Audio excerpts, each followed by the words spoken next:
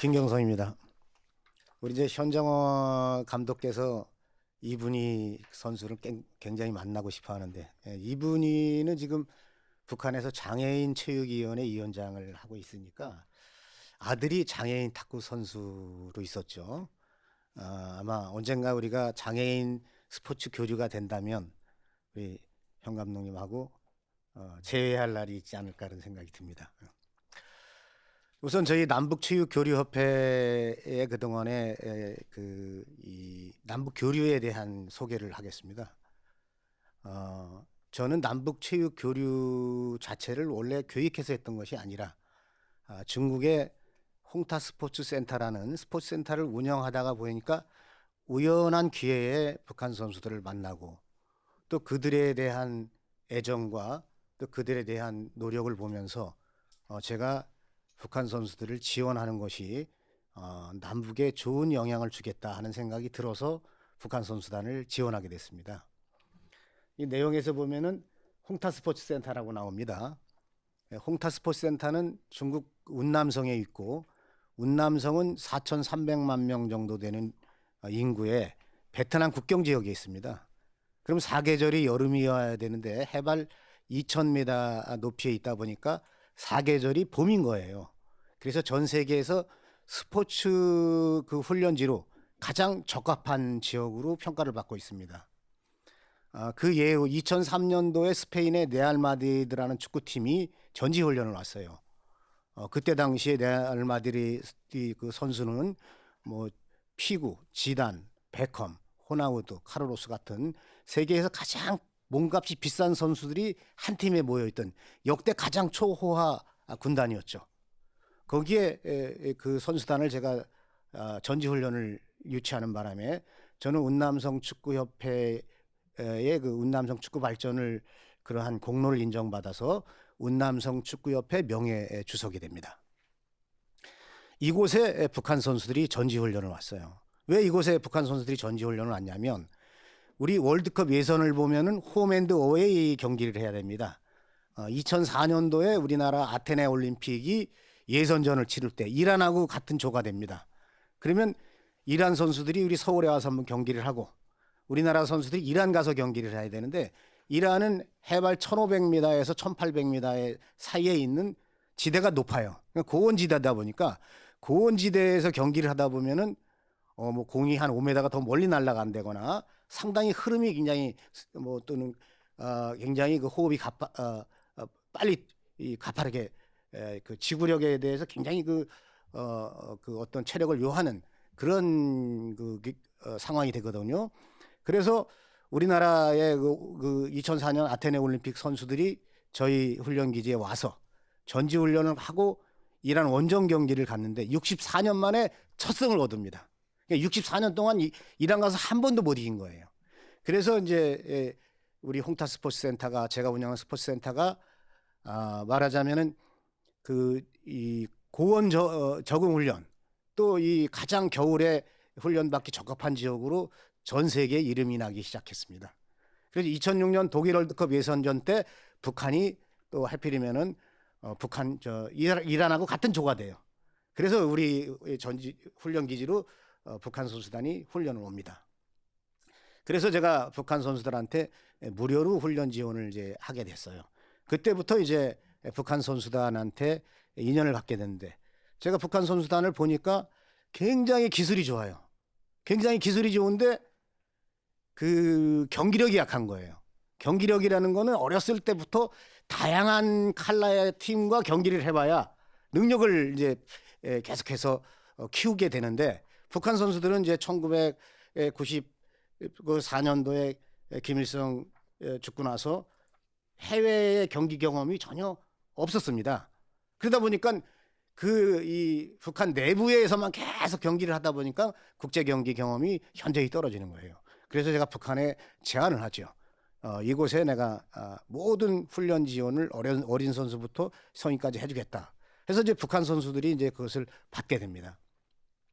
근데 그때 그 북한 선수단을 나오기 전에 북한에서 점검을 나오잖아요. 점검을 나오는 분이 인민무력부 대협력부장이 나옵니다. 그분이 이제 채용의 그 처남이고 북한 실세죠. 그래서 저를 만나서 왜 훈련 지원을 하려고 그러냐. 아무 이유가 없다. 단지 이 훈련 기지는 내 거니까 와서 북한 선수단이 오면은 우리는 그냥 뭐 비어 있는 운동장 숙소 그냥 내주면 된다. 별 부담이 안 되니까 와라. 그래서 이제 자기네들은 혜택만 받는 거 싫다. 북한 선수들이 왔을 때 나한테는 어떤 혜택이 있냐 이렇게 질문을 해요. 그래서 나는 사업가다. 그런데 북한 선수들이 거꾸로 전 세계의 많은 팀들하고 경기를 안 하다 보니까 전 세계의 모든 팀들이 북한 선수단하고 경기를 하고 싶어 한다. 그러니까 북한 선수들이 오면 전 세계 많은 팀들이 북한 팀과의 경기를 원해서 우리한테 많이 오기 때문에 우리는 그만큼 수익이 많이 생긴다. 그러니까 서로 좋은 거니까 오겠다 해가지고 그때부터 북한 선수들이 9살 선수부터 성인 선수까지 남녀 선수들 축구, 탁구, 그다음에 마라톤, 양궁 이러한 종목의 선수들이 오게 됩니다. 그래서 제가 훈련 지원을 이제 축구 같은 경우는 그 브라질 감독 코치를 데려다가 어린 선수들부터 기술 지원하고 그다음에 훈련 장비 지원.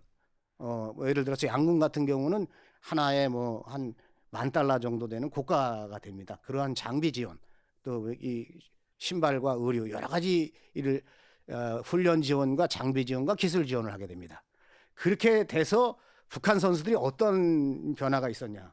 아시아 국가로는 최초로 북한이 월드컵에서 우승을 합니다.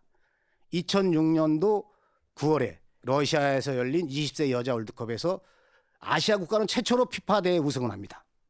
그리고 2008년도 뉴질랜드 17세 여자 월드컵에서 우승을 합니다. 그런데 2006년도 북한 여자 월드컵 대표팀이 우승할 당시에 북한의 상황은 어땠냐? 1차 핵실험으로 인해서 전 세계가 북한을 제재를 합니다. 그 많은 압박 속에서 북한은 많은 경제적 어려움을 겪고 있을 때 북한 선수단이 우승을 하니까 김정일 위원장은 그때 저를 평가를 합니다. 민족의 우수성을 축구로서 전 세계에 알리게 한 1등 공신을 세운 김경성 교장 선생을 위해서 준비해라. 그래서 그때 대한민국 사람으로 최초로 제가 어머니와 제 집사람, 아들, 그리고 누나, 조카까지 데리고 평양을 방문합니다. 그때 북한에서 저한테 주어진 게 평양 능라도에 김경성 체육인 초대소를 설립해 줍니다. 그리고 평양에 35만 평방미터 땅을 무상으로 제공받습니다. 대한민국 사람으로 평양에 이름 걸린 사람이 딱 두 명입니다. 정주영 체육관과 그리고 김경성 체육인 초대소죠. 그런데 저는 북한 정부가 지어준 거고 그 다음에 정주영 회장은 본인 돈으로 그 체육관을 진 거고 차이가 좀 있습니다. 그런데 김경성 체육인 초대소도 우리 정부가 승인을 해줬고 우리 정부의 기금이 들어가 있습니다. 그러니까 우리 정부가 완공이 2009년도에 됐는데 지원은 2007년도에 지원이 됩니다. 그래서 평양 능라도에 있는 김경성 체육인 초대소 우리 정부 기금이 들어가 있는 거죠. 그 이후에 제가 북한과의 그 신뢰를 많이 얻어서 남북 스포츠 교류 계약서를 우리 이 정부 탄생 이래 최초로 계약서를 체결합니다. 그 계약서 내용은 뭐냐면 대한민국 선수들이 1년에 2번 평양에 올라가서 경기를 한다. 북한 선수들이 1년에 2번 내려와서 경기를 한다. 그리고 겨울에는 따뜻한 제3국에서 합동훈련을 한다라는 계약서를 체결을 합니다. 그 계약서를 체결하고 우리 정부가 승인을 하죠. 그래서 2006년도부터 2008년도까지 매년 우리 선수들이 2번씩 평양에 올라가서 경기를 해요. 봄에 한 번, 가을에 한 번. 그리고 같은 기간에 4번을 대한민국에 내려와서 북한 선수들이 경기를 했습니다. 그래서 남북 역사상 최초로 남북 왕래 정기 교류전이 이제 시작이 됐죠. 그런데 이제 그게 이명박 정부 이후에 북한이 2차 핵실험을 하고 나서 우리 정부가 불승인을 하는 바람에 이제 우리 남북 지역에서 경기를 할 수가 없게 됩니다. 어쨌든 간에 그 과정 속에서 얻어진 게 뭐냐면 2007년도에 대한민국에서 17세 청소년 월드컵이 있었어요. 그 월드컵 때 제가 북한 단장으로 내려옵니다. 근데 어떻게 제가 북한 단장이 됐냐? 중국 홍타 스포츠센터 북한 선수들을 훈련을 시켜요. 훈련을 시키는데 처음에 예를 들어서 15세 선수를 보낸다. 그러면 북에서 60명을 선발을 합니다. A팀 30명, B팀 30명. 그래서 경기를 시켜요. 김정일 국방위원장이 보는 앞에서 경기를 시킵니다. 그럼 그때 0대0 정도가 되는 거예요. 그리고 30명은 평양에 남겨놓고 30명은 우리 훈련기지로 보냅니다. 그 6개월 훈련을 한 다음에 이 선수들이 평양으로 가면 다시 경기를 하게 하는 거예요. 경기를 하게 되면 그때는 0대0이 아니라 한 10대0 정도가 나는 거예요. 성적 차이가 많이 나죠. 왜? 곤명에 온 선수들은 이런 국제 선진 축구 기술을 다 배워서 들어가니까. 그러니까 이제 곤명의 훈련 효과가 높다라는 거를 김정일 국방위원장이 직접 봤지 않습니까? 그런 상황에서 거기에서 훈련을 받은 여자 선수들이 우승을 하니까 곤명이라는 곳에 대한 북한의 신뢰는 굉장히 대단했죠. 그리고 제가 엄청나게 이 축구에 대해서 전문가라고 생각을 한 거예요. 그래서 김경성이한테 17세 월드컵 팀을 맡기면 좋은 성적을 내겠다 해가지고 저한테 단장을 맡깁니다. 그래서 제가 북한 월드컵 공동단장이 돼서 2007년도 한미연합훈련 기간에 대한민국을 한 달 동안 전지훈련을 내려오죠. 2007년 3월 20일부터 4월 20일까지.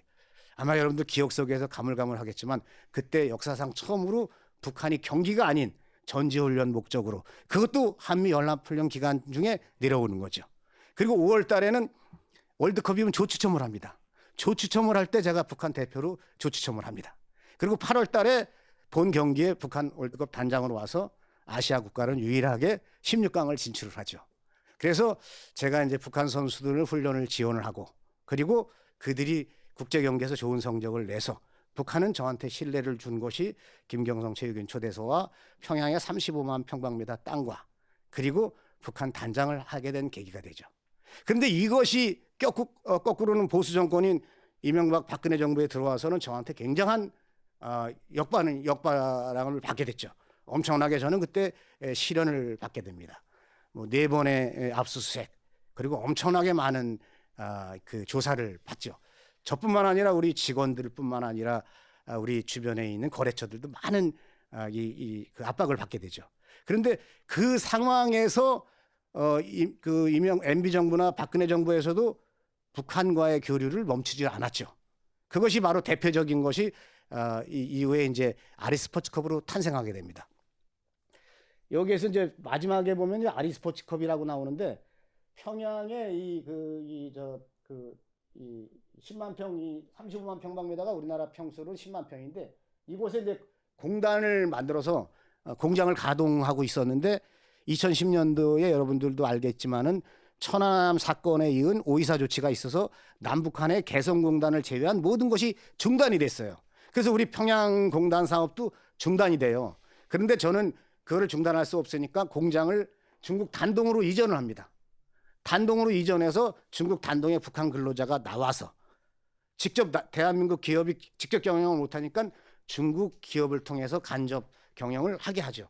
그래서 단동 축구화 공장을 가동을 시킵니다. 그러니까 평양공단이 중단이 됐어도 중국에다가 공장을 새로 만들어서 남북 교류를 계속 만들었고, 그다음에 대한민국에서 남북한 지역에서 축구 경기를 할 수가 없으니까 중국에서 남북 축구 교류를 계속했어요. 그래서 아리스포츠컵에서 다시 한번 나중에 설명을 하겠지만은 그 남북 유소년 축구 정규 교류가 지금까지, 작년도 우리 전희석 아나운서가 중계 방송을 했지만 22번을 교류를 했어요. 그러니까 지난 10년 동안 15년 있죠. 남북 관계가 아무리 나쁘더라도 남북한의 아이들은 22번을 만납니다.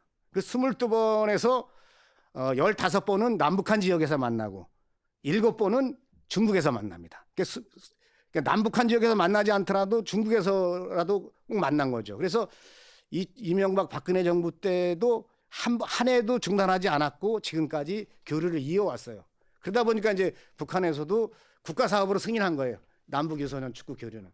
이 아리스포츠컵을 이제 대표적으로 소개한다면은 이제 어느 정도 상황에서 최근 이제 과거 거는 놔두고 최근 거만 이제 2014년도부터 2014, 15는 이제 그 박근혜 정부 때입니다. 그런데 이때 당시에 남북체육교류협회가 어떤 정책을 피고 있었냐면 스포츠 위드 코리아 정책을 우리가 피고 있었어요.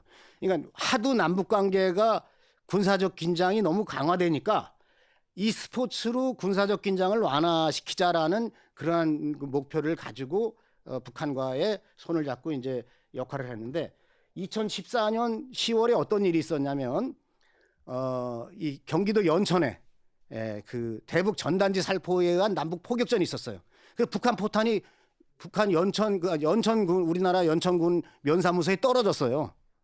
그런데 그게 2014년 10월 10일인데 3주 뒤인 2014년 11월 1일 날 북한 선수단을 제가 데리고 연천을 내려옵니다. 그래서 연천에서 열흘 동안 남북 축구 경기를 합니다. 그러니까 연천 군민들 입장에서 봤을 때 불과 3주 전에 폭탄을 주고받고 싸웠는데 북한의 아이들이 거기 와서 축구 경기를 하니까 어떻게 했어요? 굉장히 안심되겠죠. 그러니까 연천 군민들이 가장 불안한 연천 군민들이 가장 안정된 마음을 갖고 있으니까 결과적으로 이러한 역할이 바로 경기가 끝나자마자 남북의 군사적 긴장은 바로 완화된 거죠. 그래서 스포츠는 바로 가장 그 국가 간의 갈등 해소에 가장 효과적인 평화 수단이다라는 것이 증명이 돼 있죠. 그럼 북한 선수들이 이렇게 내려왔어요. 그러면 이듬해 2015년 8월 때는 어땠느냐? 파주 경기도 접경 지역에서 목함지뢰가 터져서 우리 부사관이 중경상을 입었어요.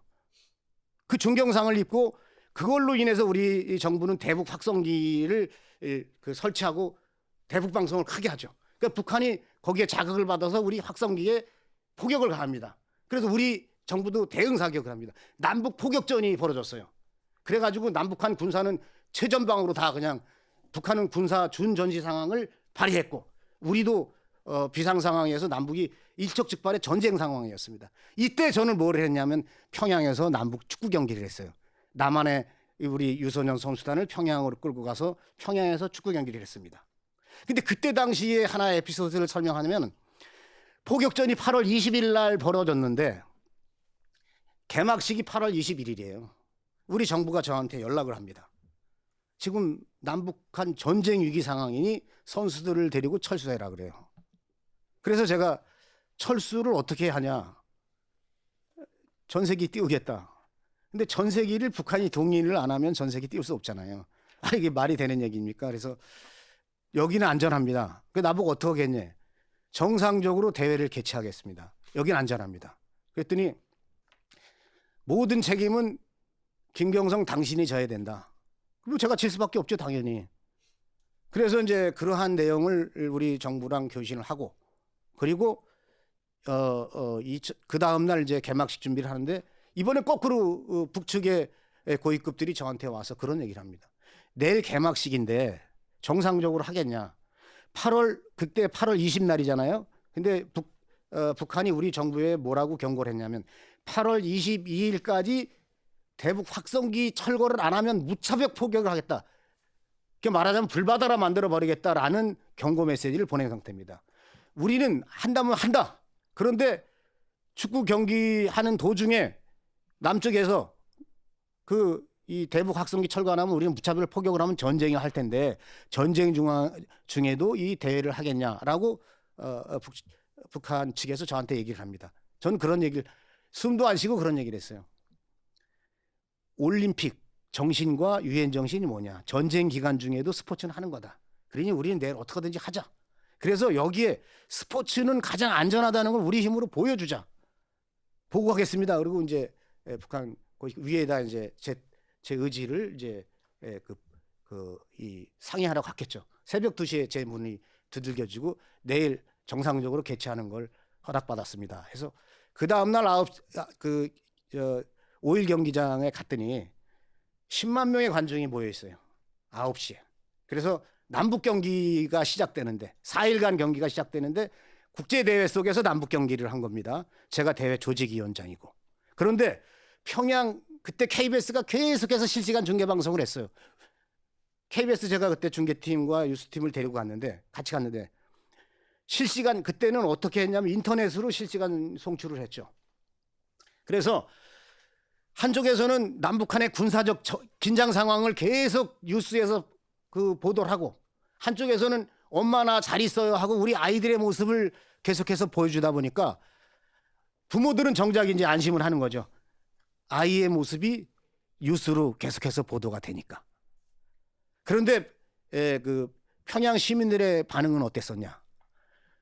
남조선 타도라라는 외침을 엄청 크게 하고 격앙된 마음과 적개심에 불타 있었습니다.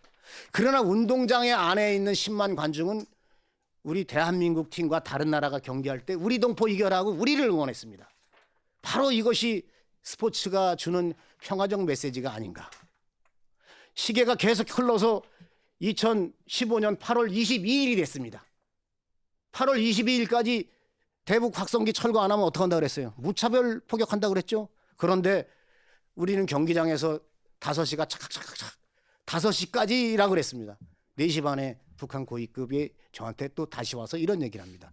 드디어 남북한 군사 고위급 회담이 시작됐습니다. 그러니까 전쟁이 안 된다는 거죠. 그리고 그것이 계속해서 남북 고위급 회담이 주고받고 여러 가지 합의가 잘 안 됐어요. 우리가 8월 24일 날 정상적으로 대회를 종료하고, 그리고 제가 그 10만 관중 앞에서 대한민국 사람으로 최초로 1등한 북한 선수단한테 시상식을 합니다. 그리고 아주 성공적으로 대회가 끝났고 그날 밤에 남북 고위급 회담이 타결이 되고 이산가족 행사로 연결이 됐다. 그래서 2014년과 2015년은 바로 이런 군사적 긴장 완화를, 작은 공 하나가, 스포츠가 이런 군사적 긴장을 완화시키고 결과적으로는 남북한의 정부 간의 대화와 그리고 이 이산가족 상봉으로 연결이 되는 것이다. 바로 스포츠는 가장 효과적인 평화적 해결 수단이다라는 것을 보여준 결과입니다. 2017년도에 그러한 상황이었는데 문제는 2018년도에 평창 동계올림픽입니다. 평창 동계올림픽이 참가를 해야 되는데 북한은 계속해서 핵실험과 미사일로 응사를 해요. 그래서 그 해에 제가 12월 달에 평창 동계올림픽 주인인 최문순 지사랑 같이 손을 잡고 3회 아리스포츠급 대회를 중국에서 엽니다. 그래서 중국에서 바로 남북 고위급 회담을 열죠. 그리고 정상적으로 비공개로 북한에다가 평창 동계올림픽 선수단 응원단 고위급을 초청을 하고, 그리고 바로 한 달 뒤에 북에서는 김정은 위원장이 신년사에서 참가 발표를 하죠. 이것이 바로 남북 정부 대화로 연결을 시켰고, 이 평창 동계올림픽이 결국은 4.27 판문점 선언과 북미 회담으로 연결이 됐다는 거죠. 이것이 작은 공을 굴려서 큰 대화로 연결시킨 것이다. 그래서 저는 여기에서 그때 당시에 방송에 출연해서 스포츠 교류는 가장 효과적인 대화 수단이다, 이렇게 제가 말씀을 드렸습니다. 바로 지금도 마찬가지입니다. 남북한의 정부 간의 대화가 잘 안 되고 있습니다. 이거는 정부 간의 대화를 꼭 해야 된다는 것보다는 스포츠 교류를 통해서 주제가 없는 폭넓은 대화를 하면은 보다 많은 대화를 할 수 있을 것이다, 이렇게 생각을 합니다.